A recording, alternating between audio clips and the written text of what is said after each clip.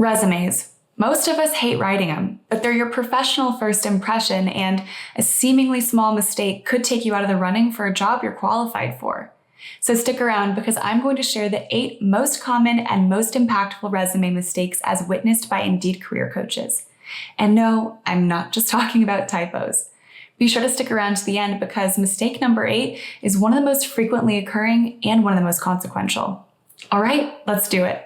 Mistake number 1. Leaving out important details at the top.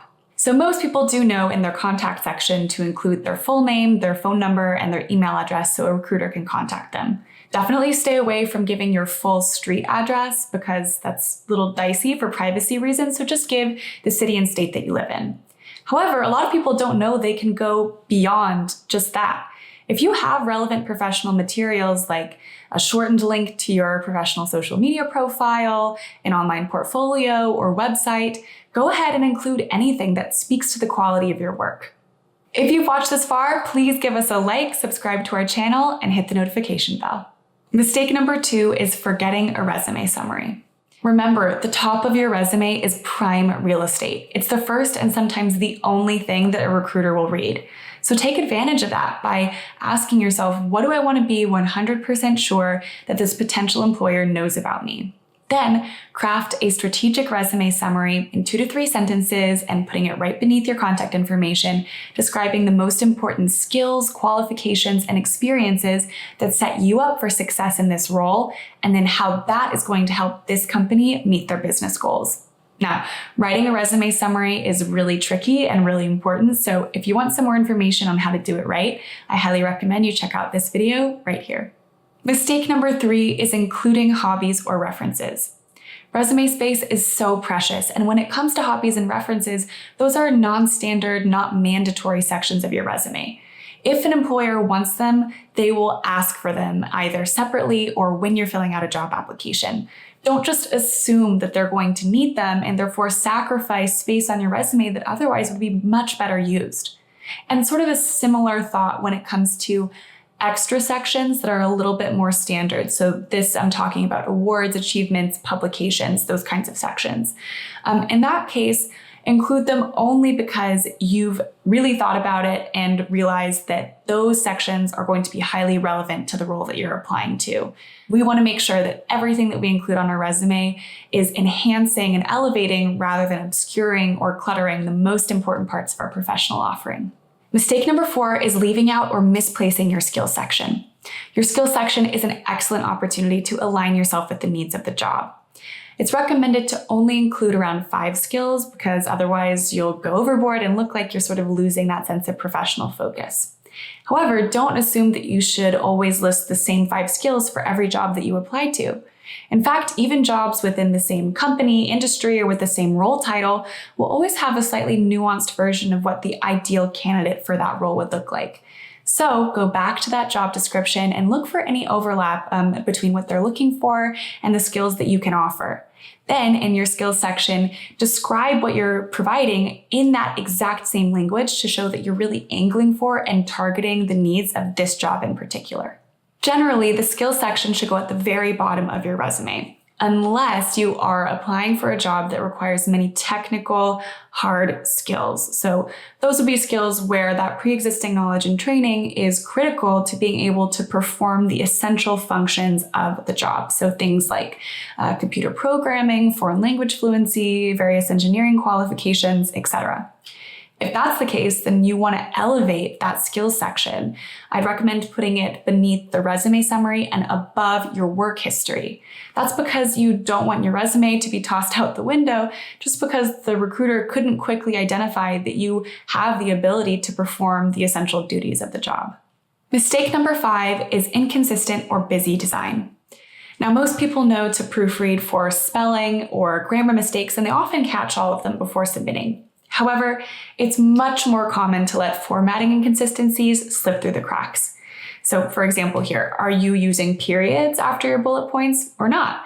Are you indenting all of your bullet points to a certain degree? Are your margins equal? Are you bolding certain types of text every time? There's no right or wrong here, but the important thing is to choose one and then stick with it in every single case.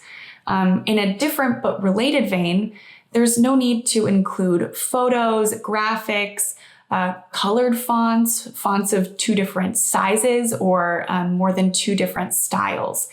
Just keep it to 2 in that case. That's because by allowing your resume to be clean, professional, and consistent, you give your experience the chance to speak for itself.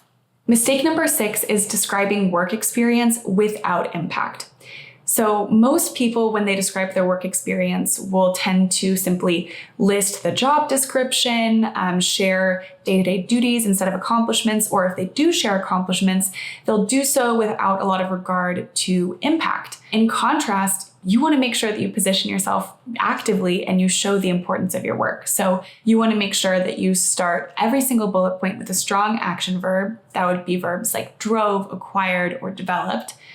Because you want to make sure that you are showing that you did something for the company. You weren't just fulfilling these sort of passive tasks that they assigned you to do. And then after you have that primary action verb and you describe what you did, you answer the question of, so what, if someone were to read it? So a lot of times that can be done by adding a number or simply stating what the business value was of that work. How did it help the company meet its goals? That way you're not just sharing what you did, you're explaining why that was really critical for the company. So if I were to take a personal example and kind of show how it can be really impactful to reframe your bullets in this way, it would be something along these lines. There's a big difference between produced career advice videos and wrote, presented, and published 12 career advice videos a quarter to support Indeed's mission of helping all people get jobs. See the difference there? And then just one little bonus tip here, because people ask this question a lot. For your past employers and past work experience, use the past tense. And then for anything that you're doing right now at your current company, go ahead and use the present tense. Mistake number 7 is ignoring relevant unpaid experience. Many people feel that they shouldn't include anything on their resume that wasn't full-time, fully compensated work. This is especially true for students who have this internship background or part-time work history. However, that's totally not true. The rule here is if you did it and if it's relevant to the role, it is absolutely fair game and encouraged to include on your resume. And by the way, if you are a student who's going to be interviewing soon, I highly recommend that you check out this video right here. Mistake number 8 is using the same resume for every job application. Now, this is the most common and most consequential mistake that you can make in your job search. And I think that it happens because even though a lot of people know, tailor your resume, I need to tailor my resume, they don't really understand why. I mean, and it's not intuitive. Your work experience isn't changing from one application you make to another. So why should your resume have to? And I think that's because a lot of people that don't have this knowledge about the online hiring process and how it works. So I'm here as an Indeed insider to give you a little bit of perspective on why it is so critical to tailor your resume every single time. And it's actually because of 2 reasons. So I'll hop into the first. So the first reason is that if you do not specifically tailor your resume for that particular job, it may never even be seen by a recruiter. In fact, it likely won't.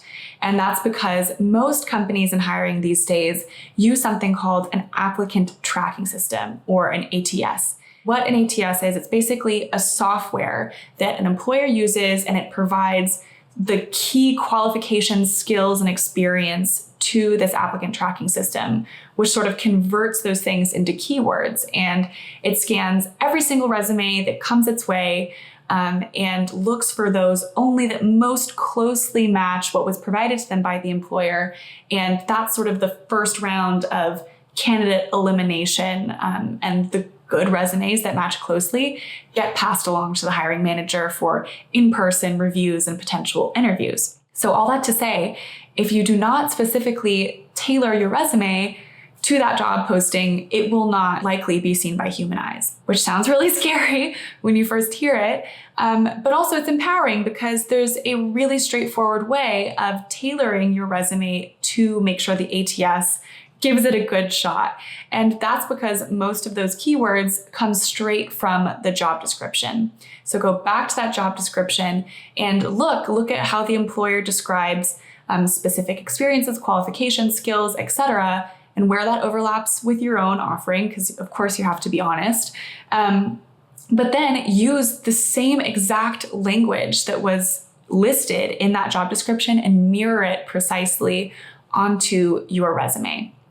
So again, I know that's a lot, but if you want some more information or maybe some examples on how to package your skills and experience in a way that the ATS will respond to, then I highly recommend checking out this video, which explains how to write a winning resume right here. The second reason why it's so critical to tailor your resume is that even if your generic resume achieves the highly unlikely feat of slipping through the ATS and landing in front of a recruiter still needs you to tailor and explain things to them that are specific to the role. That's because you have to remember that recruiters, in most cases, are not industry or subject area experts for the field or role they're applying for, or hiring for rather.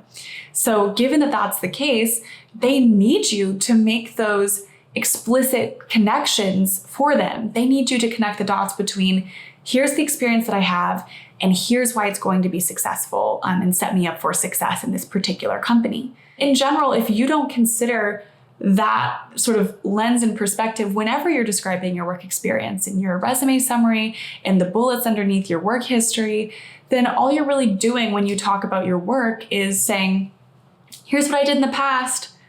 It's impressive, right?